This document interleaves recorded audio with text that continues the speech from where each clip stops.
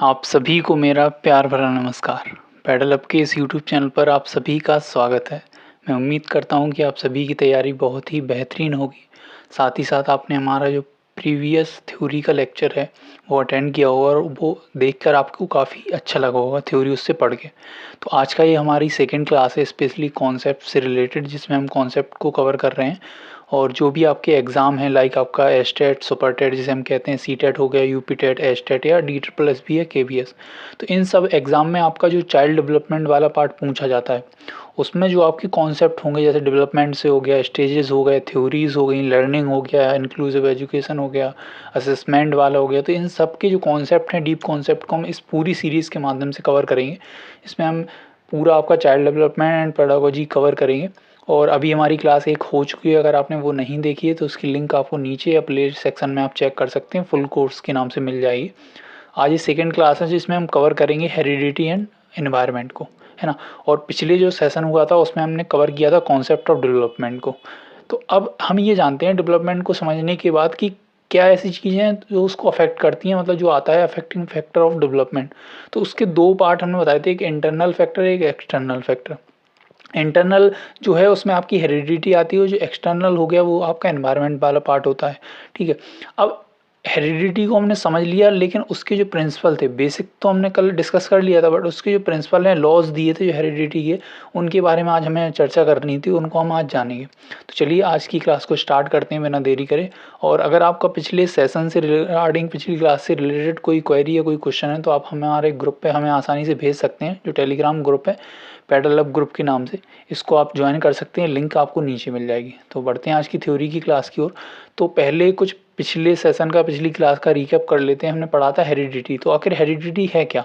तो हमने बताया था कि हेरिडिटी जो है वो जीव विज्ञान की एक ऐसी शाखा है जिसमें हम उस चीज़ का अध्ययन करते हैं जो हमें कहीं ना कहीं अपने पूर्वजों से या माता पिता से प्राप्त होती है। तो उन गुणों का अध्ययन किया जाता है जो बच्चे को अपने माता पिता से मिलते हैं। तो उसी का नाम हमने दे दिया हेरिडिटी या अनुवांशिकता। अब ये तो ठीक है कि हेरिडिटी या अनुवांशिकता क्या होती है, इसका मैकेनिज्म क्या होता है। तो हम सभी जानते हैं कि हम अपने माँ बाप के बच्चे हैं, और माँ बाप मतलब या तो मेल होगा या फीमेल होगी। तो उसको किस तरीके से साइंस की लैंग्वेज में मेंशन या डिनोट किया जाता है वो आपको पता है। मेल को हम एक्स एक्स और फीमेल को हम मेल को हम एक्स वाई और फीमेल को हम एक्स एक्स के रूप में प्रदर्शित करते हैं। अब मान के चलो एक मेल है एक फीमेल, उसके दो बच्चे हुए, एक चुन्नी हो गई, एक मोनू हो गया। तो जो चुन्नी है उसको कैसे, जब चुन्नी कब होगी, जब मेल का एक्स फीमेल के एक्स से कनेक्ट करेगा तो बनेगी चुन्नी, एक्स एक्स जिसका फीमेल का आपको पता है होगा। और मोनू कब होगा, मोनू जब होगा जब मेल का भाई फीमेल के एक्स से फर्टिलाइज या कांटेक्ट करेगा, उससे क्या बनेगा, उससे मोनू बनेगा, मतलब लड़का होगा। तो ये नॉर्मल आपका मैकेनिज्म ऑफ हेरिडिटी है। अब हमने कल हेरिडिटी से संबंधित एक और बात पढ़ी थी, हमने थोड़ा जीन्स के बारे में डिस्कस किया था। तो हम ये समझ लेते हैं कि आखिर जीन्स का क्या कॉन्सेप्ट है। तो हम सभी जानते हैं, अगर आपने थोड़ी बहुत भी बायोलॉजी पढ़ी है और नहीं भी पढ़ी तो आपको भी एक कॉमन सेंस का ये है कि हम सभी जानते हैं लिविंग और लिविंग बींग में आपकी सेल्स कोशिका देखने को मिलती है। कोशिका के अंदर एक न्यूक्लियस होता है, मतलब नाभिक होता है। अब नाभिक के अंदर एक इस तरीके से रेशा धागे की एक संरचना होती है ना। इसी में जब सेल डिवीजन होता है तो आपका कुछ इस तरीके की संरचना आपके अंदर बनती है। इन्हें हम क्रोमोसोम्स के नाम से जानते हैं, ये बात आपको पता है, ठीक है। अब इन क्रोमोसोम्स के अगर इस भाग को हम लेकर अगर थोड़ा सूक्ष्मदर्शी के द्वारा और गहराई से इसका अध्ययन करें तो हम पाएंगे इसमें कुछ इस तरीके की संरचना पाई जाती है जिसे हम डीएनए नाम दे देते हैं, ठीक है। तो डीएनए को भी अगर हम बारीकी से देखें तो इसमें कुछ सीढ़ी नुमा स्ट्रक्चर इसका होता है। तो जो सीढ़ी इसकी बनी हुई है इस पर कुछ संरचना की टाइप में हमें दिखाई देती है इस तरीके से, जिनका नाम हम दे देते हैं जीन्स। तो जीन्स कहाँ होते हैं, जीन्स आपके डीएनए पे होते हैं, ठीक है। और डीएनए कहाँ होता है, डीएनए आपके क्रोमोसोम्स में पाया जाता है। क्रोमोसोम्स कहाँ है, नाभिक के अंदर। तो इस तरीके की एक हायरार्की मॉडल आप समझ सकते हैं, कई बार पूछ लिया जाता है इस तरीके से। तो ये आपका बेसिक कॉन्सेप्ट है, ठीक है। तो आई होप कि आपको इतना ब्रॉड थोड़ा बहुत जो प्रीवियस क्लास का है वो एक सेंस लग गया होगा कि किस टॉपिक के बारे में किस तरीके से हमारी अभी पढ़ाई चल रही थी। इसके साथ ही अगर आप हेरिडिटी के बारे में थोड़ा और जानना चाहें तो आप बिल्कुल जानिएगा। लेकिन अब हम बात करते हैं हेरिडिटी पे किस व्यक्ति ने अपना काम किया, है ना। वो ज़रूरी है क्योंकि वो हमें ज़्यादा सटीकता से नॉलेज देगा। तो जो हेरिडिटी पे सबसे पहले बात की थी वो की थी मेंडल ने। मेंडल कौन थे, मेंडल ने एक मतलब आप कह सकते हैं शायद मतलब वहाँ पे मैक्सिको में इन्होंने अपनी रिसर्च करी थी। तो किस पे रिसर्च की थी, मटर के दाने, मटर के पौधे पे इन्होंने रिसर्च करी थी। और कुछ इनने हेरिडिटी के लॉज निकाले थे। वो 3 लॉज थे जिन्हें मेंडल लॉज ऑफ हेरिडिटी के नाम से जानते हैं, है ना। अब मेंडल जो हैं उन्हें हम फादर ऑफ हेरिडिटी भी कहते हैं, इनहेरिटेंस कहते हैं। क्यों कहते हैं? क्योंकि जो सबसे पहले आनुवंशिकी की बात करी गई थी, आनुवंशिकता पे, वो इन्हीं ने करी थी, इसलिए हम फादर ऑफ हेरिडिटी या इनहेरिटेंस भी कहते हैं। अब मेंडल की अगर बात करें तो मेंडल ने अपना पहला प्रयोग किया था मटर के पौधे पे, तो इन्होंने उस तरीके से कई सारी चीज़ें हमें बताई थी। अब जानते हैं मेंडल ने जो अपने लॉज दिए थे, नियम दिए थे, उनके बारे में इनका क्या कहना था, वो कौन कौन से नियम थे। तो मेनली इन्हें 3 लॉज दिए थे। तो 3 लॉ में जो पहला लॉ था ना, लॉ ऑफ सेग्रीगेशन, मतलब पृथकीकरण का नियम था। अब ये पृथकीकरण का क्या नियम होता है? तो हम सभी जानते हैं हम अपनी माँ बाप की संतान है और माँ बाप के कुछ ना कुछ गुण हमारे अंदर जरूर आते हैं, है ना। तो इनका ये कहना था कि माँ बाप से हमें जो गुण मिलते हैं, माँ बाप में जो गुण पाए जाते हैं, वो जोड़े के रूप में पाए जाते हैं, मतलब पेयर में पाए जाते हैं। और जब उनका स्थानांतरण होगा या नीचे की पीढ़ियों में, वो जनरेशन्स में वो गुण आएंगे, तो वो कहीं ना कहीं सिंगल एकल गुण के रूप में सामने आएंगे। ठीक है, कैसे जरा इस बात को इनकी समझते हैं। जैसे आप यहाँ एक डायग्राम देख रहे हैं जिसमें आपको दिख रहा है कि फिनोटाइप और जीनोटाइप लिखा है ना। तो फिनोटाइप और जीनोटाइप होता क्या है, पहले उसको समझते हैं। फिनोटाइप वो गुण है जो कहीं ना कहीं बाहरी तौर पे आपको बाहरी स्ट्रक्चर पे दिखाई देते हैं, ठीक है। और जीनोटाइप वो है जो आंतरिक रूप से आपके अंदर काम करते हैं। तो ये आंतरिक, जीनोटाइप मतलब आंतरिक और फिनोटाइप मतलब बाहरी। अब यहाँ डबल टी का मतलब है टी फॉर टॉल, और स्मॉल टी का मतलब है स्मॉल, है ना। तो यहाँ स्मॉल को एस से ना डिनोट करके यहाँ स्मॉल टी से डिनोट किया गया है अपोजिट में। और कैपिटल टी का मतलब है लंबा या टॉल, है ना। अब जो देख रहे हैं आप, डबल टी लिखा है और डबल स्मॉल टी लिखा है, तो कहीं ना कहीं ये पेरेंट्स की अगर बात करें तो उनमें अभी हमने पढ़ा है कि जो गुण हैं वो पेयर में पाए जाते हैं, है ना। जैसे ही उनका पृथकीकरण होगा, वो फर्स्ट जनरेशन में आएंगे तो वो सिंगल के गुण के रूप में आएंगे। तो यहाँ आपको केवल कैपिटल टी दिखाई दे रहा है, यहाँ स्मॉल टी। जब इन जी आपस में निषेचित होंगे या क्रिया करेंगे, आपस में कांटेक्ट करेंगे, तो आपका जो बच्चा होगा वो इस तरीके का होगा जिसमें आपका एक तो लंबे का गुण होगा, एक छोटे का गुण होगा। अब फाइनल जो प्रोडक्ट आपका बन के निकलेगा वो कैसा निकलेगा? इस केस में आपका ये लंबा बन के निकलेगा, मतलब टॉल। जो भी बच्चा होगा वो लंबा होगा। अब इसमें तो गुण दोनों के हैं, लेकिन वो लंबा ही क्यों होगा? इसको उन्होंने अगले अपने नियम में डिफाइन किया। वो नियम क्या था उसको भी समझ लेते हैं। वो नियम था डोमिनेंस का नियम। डोमिनेंस मतलब प्रभाव का नियम। तो उन्होंने ये कहा है कि प्रभाव के नियम में कि जो आपका मेन गुण होगा, मतलब जो डोमिनेंस में होगा, वही आपकी संतति में आगे या बच्चे में आगे दिखाई देगा, ठीक है। जैसे अभी हमने पढ़ा पिछले अपने डायग्राम में कि यहाँ टी कैपिटल भी है, स्मॉल भी, मतलब लंबा भी गुण है उसके अंदर छोटा वाला स्मॉल वाला भी गुण है। लेकिन जो डोमिनेंस में उभर के बाहर आया है वो आपका कौन सा? वो आपका लंबा वाला उभर के आया है। तो इसलिए, और ऐसा तो नहीं है, आप कुछ लोगों का क्वेश्चन मन में होगा तो सर बच्चे स्मॉल कब, मतलब छोटे बच्चे, कम साइज के बच्चे कब पैदा होंगे? तो इस बारे में इनका ये कहना था कि जो आपके स्मॉल बच्चे हैं वो तभी पैदा हो सकते हैं जब डोमिनेंस का उनमें जो गुण है वो दिखाई ही ना दे।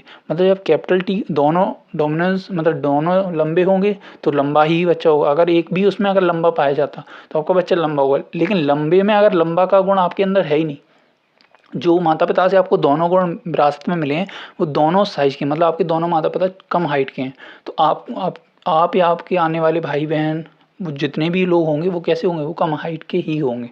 ये है प्रभाव का नियम। अब समझ लेते हैं इनका थर्ड लॉ क्या है। तो जो थर्ड लॉ था वो इंडिपेंडेंट असॉर्टमेंट का नियम, मतलब स्वतंत्र छटाई का नियम था। ये नियम क्या कहता है? ये नियम ये कहता है कि माता पिता से हमें जो गुण मिलते हैं जरूरी नहीं है वो माता पिता जैसे ही हमें मिले, है ना। वो किसी भी अनुपात में किसी भी तरीके से मिल सकते हैं। मान लो इन्हें 2 मटर के दाने लिए, उनमें 2 तरीके के गुण पाए जाते हैं। पहला जो मटर का दाना था वो राउंड था और ग्रीन था, और दूसरी की बात करें वो ब्रिंकल्ड मतलब मुरझाया हुआ था और येलो कलर का था। अब यहाँ देखो ब्रिंकल्ड आपने यहाँ डब्लू ना लेके स्मॉल आर लिया है क्योंकि वो राउंड का अपोजिट है, और ग्रीन का अपोजिट स्मॉल जी ले लिया है येलो में, तो आपको वो समझना होगा। अब बात करते हैं, इन्होंने ये कहा जैसे मान लो आपके पास ये राउंड वाला हो गया, ये ग्रीन हो गया, इसके साथ ही आपका स्मॉल में ब्रिंकल्ड मतलब मुरझाया हुआ, स्मॉल जी में येलो है। अब इनका कोऑर्डिनेशन आपस में किसी भी तरीके का बन सकता है। मान लो ये और इससे कनेक्ट करके डबल मतलब राउंड और व्रिंकल्ड हो सकता है। ये जी इससे कॉन्टेक्ट करके आपका मान लो ग्रीन और येलो, इस मतलब दोनों मिक्सर कलर्स उसके अंदर आ सकते हैं। तो इस तरीके से एक टेबल इन्होंने बना के दी, वो हमें नहीं पढ़नी है, वो आती भी नहीं है। ये तो एक बेसिक आइडिया आपको बस जानना है कि उन्होंने जो 3 नियम दिए थे वो किस बारे में थे। तो इस तरीके से ये मेंडल के 3 लॉ थे। इतनी बात आई होप कि आपको समझ में आ गई होगी। तो आगे के लॉज को हम आगे कंटिन्यू करते हैं। तो आगे के लॉज जो इस बंदे ने दिए थे वो बड़ा कमाल का बंदा था, इसका नाम था गाल्टन। इन्होंने जो लॉ दिया था उसका नाम था जीव सांख्यिकी का नियम या बायोमेट्रिक्स का लॉ, है ना। इन्होंने क्या बात करी थी? इन्होंने ये बात करी थी जो हमारे माता पिता से हमें जो गुण मिलते हैं वो पूरे 100% नहीं मिलते, या हम में जो गुण होते हैं वो पूरे 100% केवल और केवल हमारे माता पिता की देन नहीं होते। इनका मानना था कि जो माता पिता से गुण हमें मिलते हैं वो केवल 50% होते हैं।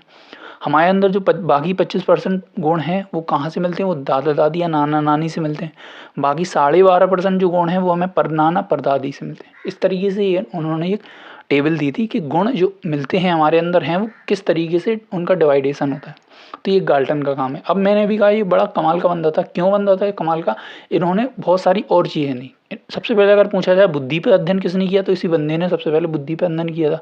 तो बुद्धि को कहीं ना कहीं इन्होंने बताया था जो बुद्धि है वो अनुमानसिकता से क्या होती है, प्रभावित होती है। ये बात आपको ध्यान में रखनी है।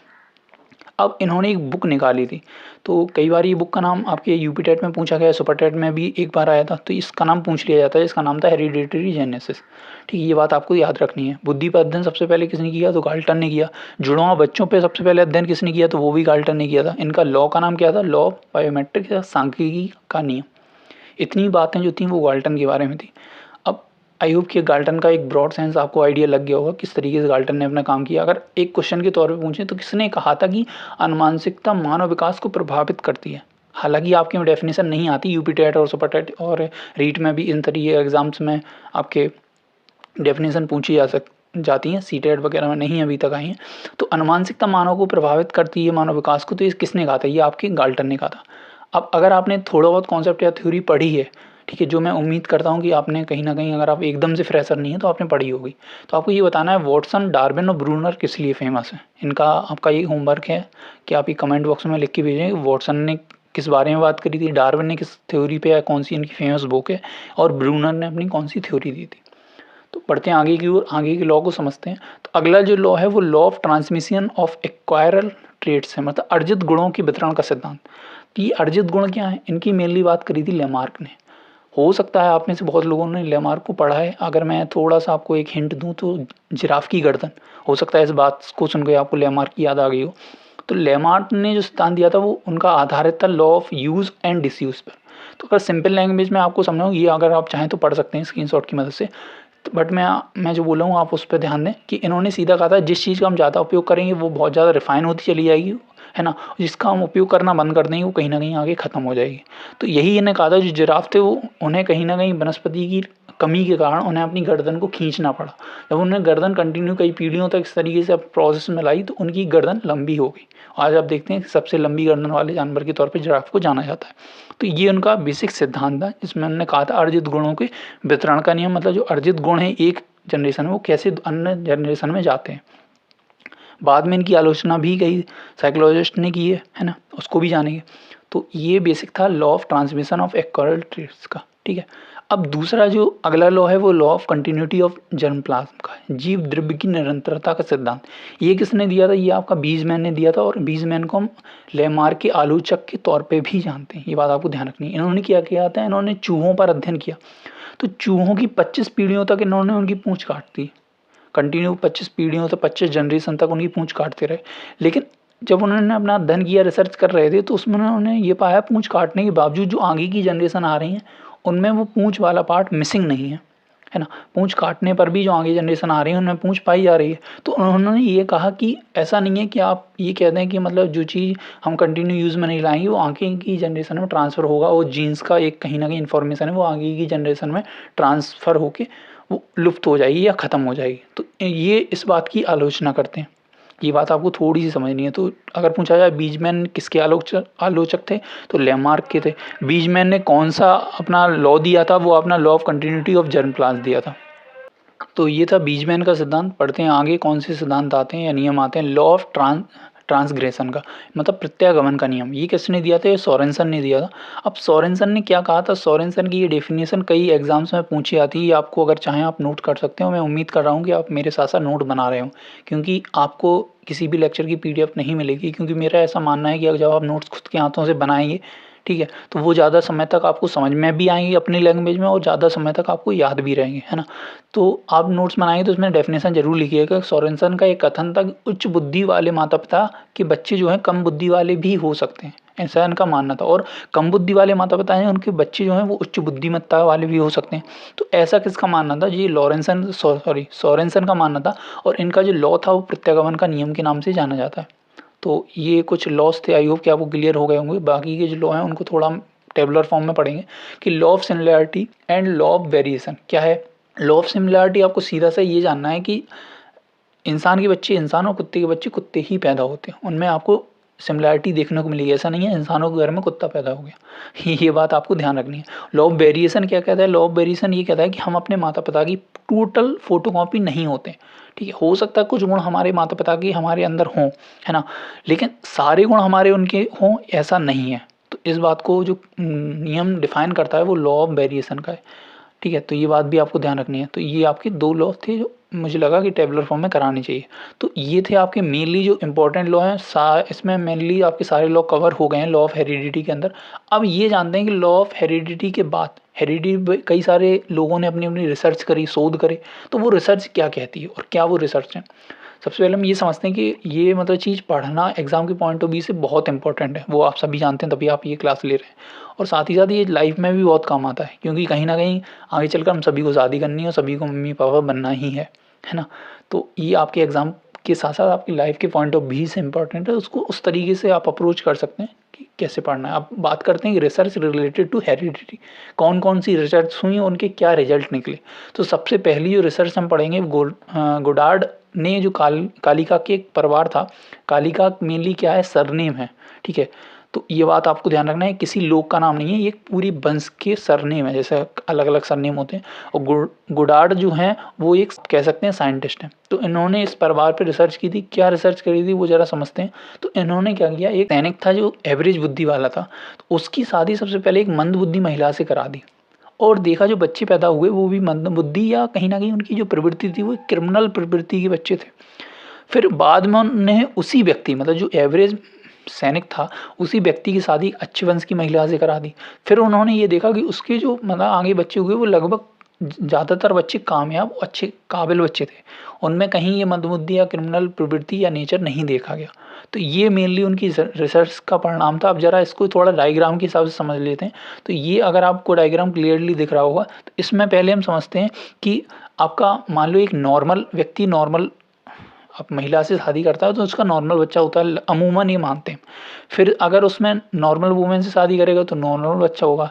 ठीक है, तो इस तरीके से ये क्रम चल रहा है। लेकिन यहाँ जाके आप ये देख रहे हैं कि ये जो सैनिक है जिसकी हमने बात करी थी उसने 2 शादियाँ की, एक तो आपका मंदबुद्धि महिला से और एक आपका नॉर्मल महिला से। ठीक है, तो उसमें क्या होगा, जो मंदबुद्धि महिला से शादी करी उसका जो बच्चा है वो भी कहीं ना कहीं मंदबुद्धि पैदा होगा। उसने फिर नॉर्मल महिला से शादी करी, उसका बच्चा जो है मंदबुद्धि पैदा हुआ।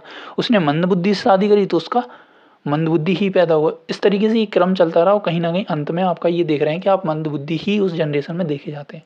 ये एक जनरेशन की रिसर्च नहीं है, कई जनरेशनों का उन्होंने स्टडी करी थी।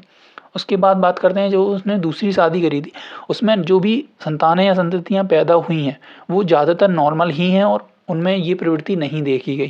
तो इस तरीके से ये रिसर्च कहती है कि जो आपका मंदबुद्धि औसत व्यक्ति की शादी अगर मंदबुद्धि महिला से कराएं तो इस तरीके की आपको हिरार्की देखने को मिलती है जनरेशन टू जनरेशन।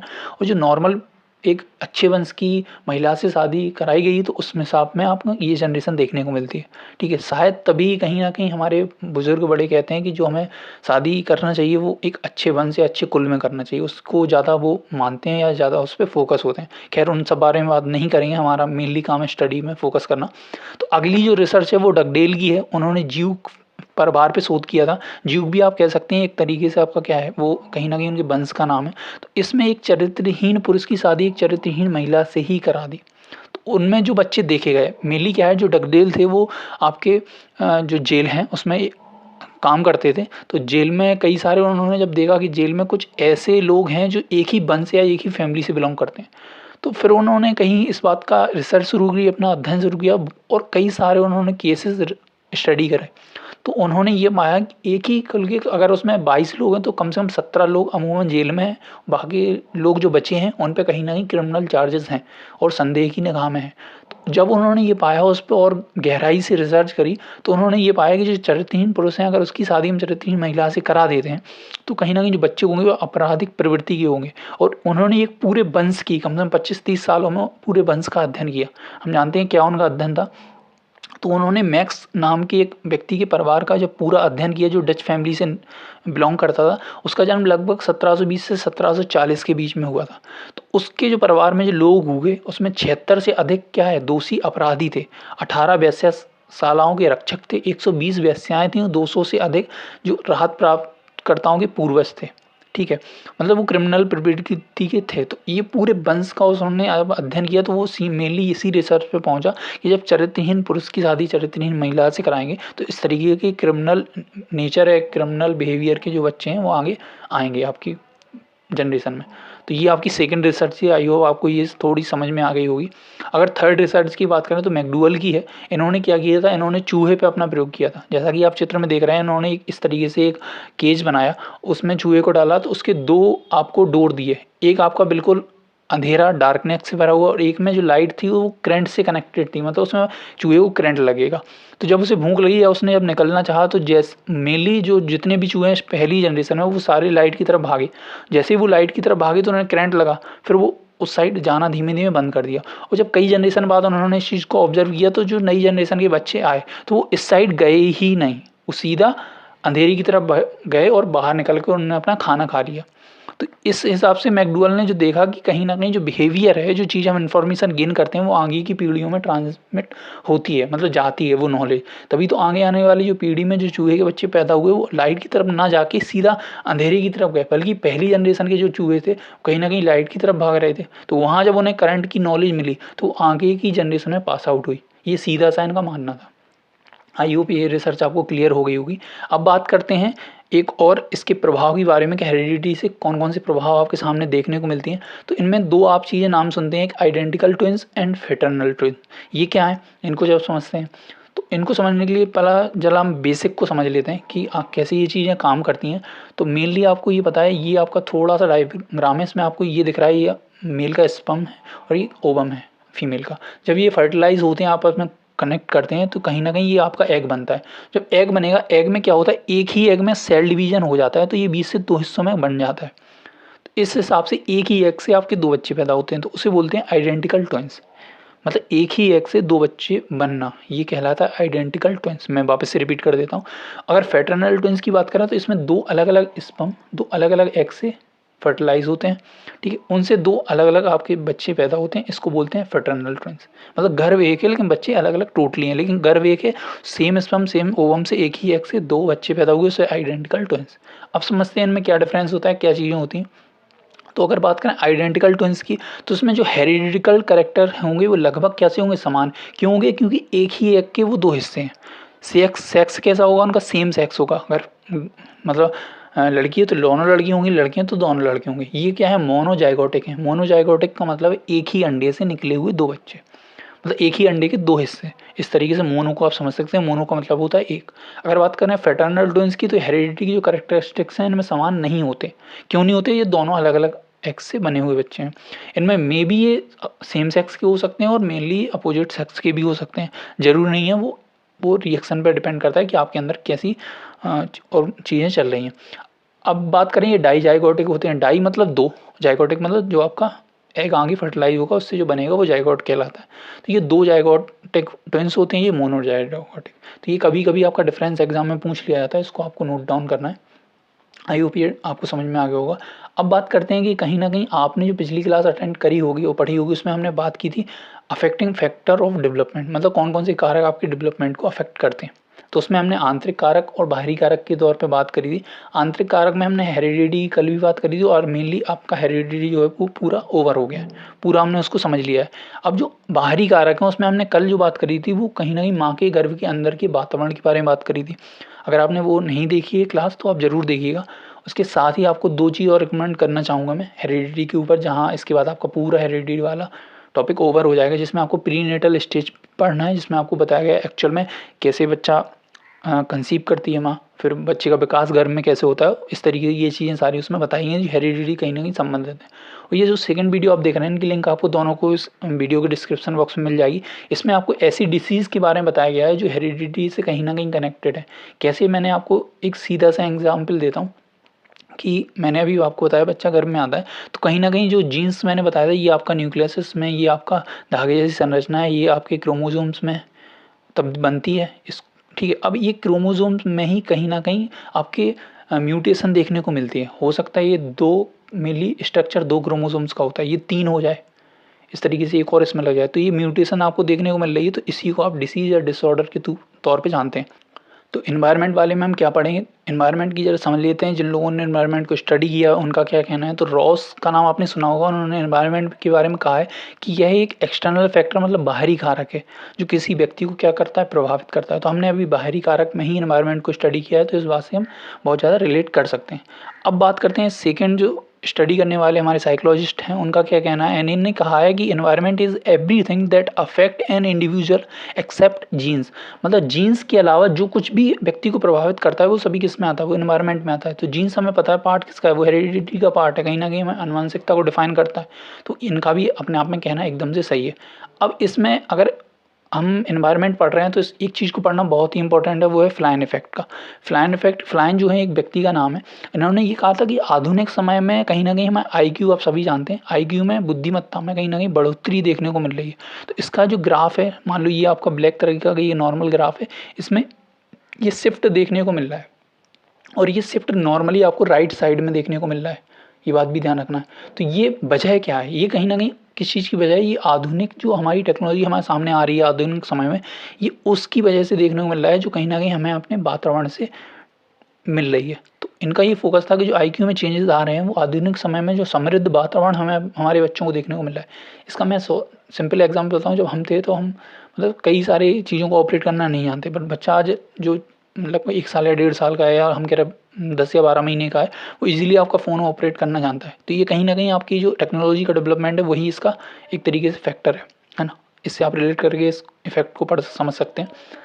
ये था आपका फ्लाइन इफेक्ट। अब बात करते हैं, देखो अभी आपने हेरिडिटी को पढ़ लिया, एनवायरनमेंट को पढ़ लिया। अब ऐसे लोगों को जानते हैं जिन्होंने इन दोनों को ही इंपॉर्टेंट माना है। उनमें जो सबसे पहला नाम लिया जाता है वो है आपका वुडबर्थ। वुडबर्थ ने ये कहा था जो आपका डेवलपमेंट है, विकास है, वो हेरिडिटी और एनवायरनमेंट दोनों का प्रोडक्ट है। इनको अलग अलग सेपरेट करके इन्होंने नहीं दिखा, उसमें एच फॉर हेरिडिटी आनुवंशिकता भी शामिल है, ई फॉर एनवायरनमेंट, इन दोनों का बाई प्रोडक्ट आपका डेवलपमेंट है। रॉस की बात करें तो रॉस ने सेम परिभाषा दी थी, बस उन्होंने एक टर्म जोड़ दी इसमें, टाइम। इन्होंने ये कहा जो आपका हेरिडिटी और एनवायरनमेंट का बाई प्रोडक्ट डेवलपमेंट है ऑफकोर्स, लेकिन डेवलपमेंट के लिए आपको निश्चित समय पर निश्चित चीज़ों से मिल जानी चाहिए। मतलब आपका हर चीज़ का एक एक्वायर करने का, लर्न करने का एक निश्चित समय होता है, उसी समय पे आपको वही पर्यावरण मिले और वहीं से आपको अनुमानसिकता का वो गुण मिले, है ना। मैं कई बार एक पेज की बात करें तो उन्होंने इस तरीके से इक्वेशन दी कि capital multiply by investment equal to revenue. तो यहाँ जो कैपिटल है वो कहीं ना कहीं आपकी क्या है, हेरिडिटी है, और इन्वेस्टमेंट है वो आपका क्या है, एनवायरनमेंट है, और रेवेन्यू आपका क्या है, डेवलपमेंट है। तो इस तरीके से आप समझ सकते हैं।